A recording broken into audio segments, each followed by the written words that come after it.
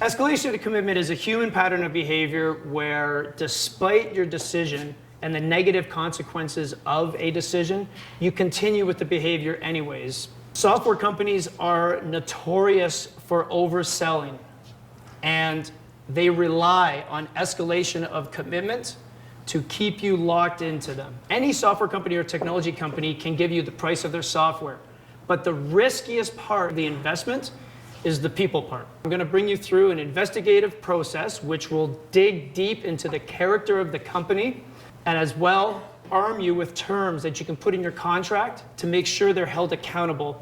In policing, when you make a bad decision, you feel that impact right away. In business, a lot of the times you don't see the impact right away. It ends up becoming a perpetual financial assault over time.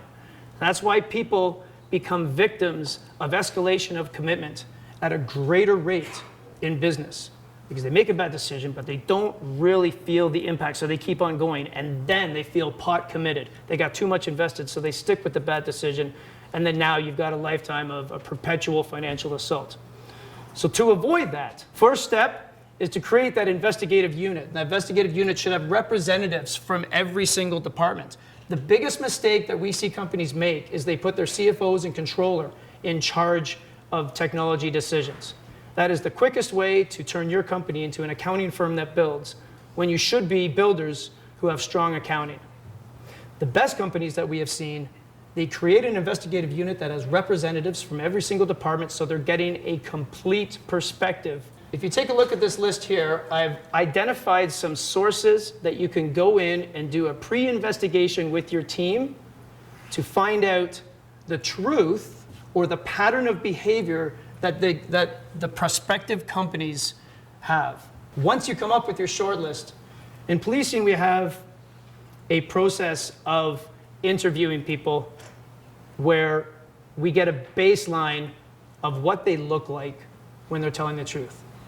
And then we hit them hard with the difficult questions, the detailed questions, and that's when the tells come out and it illuminates where they were deceiving you. When you meet with these companies, start off with very simple questions. And I got these questions here. These are all basic questions that any sales rep is ready to answer. Hypothetical questioning is simple. What if? So an example here. The first question was, can you handle my trade? Absolutely. Yep.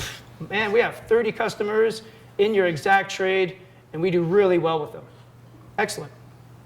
You now have a read on their behavioral cues. The next question, the difficult, the what if, what happens? What happens if we get into this implementation and you can't handle my workflows?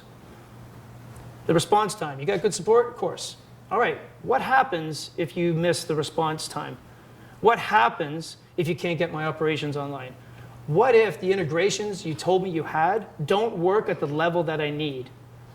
You'll get a read on whether or not there's any deception there. But what's important is that you're getting answers that you're going to use to create your agreement. There's a very simple thing called mirroring.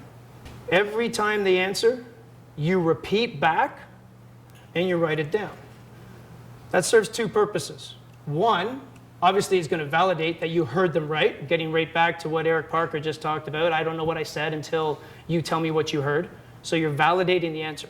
But number two, this is the best part. If they are lying, when you repeat that back, they realize that now there's a level of accountability in what I just said.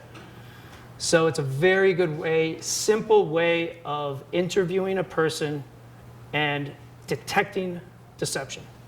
All you're doing is you're taking everything that you repeated back, everything that you felt there was a little bit of risk, anything that you felt there was a little bit of deception, and you create an appendix. My favorite part, the one that separates the elite from the frauds, is the enforcement part. When you create that list of risks, deliverables, we call them commitments, but when you create that list of commitments, you associate a cost to them.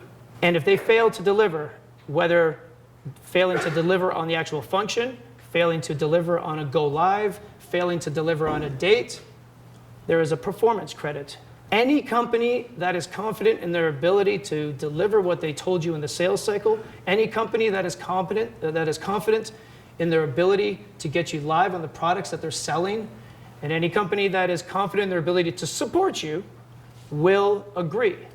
If there is any deception or risk on their part, this is where the agreement will shut down and you will be spared from extreme escalation of commitment. If everyone forces this level of accountability in a sales process and in their agreements, then the ones who are in the industry who are misleading, who are selling with deception, they'll either be forced to embrace our level of ethics, or they'll die because they've been exposed.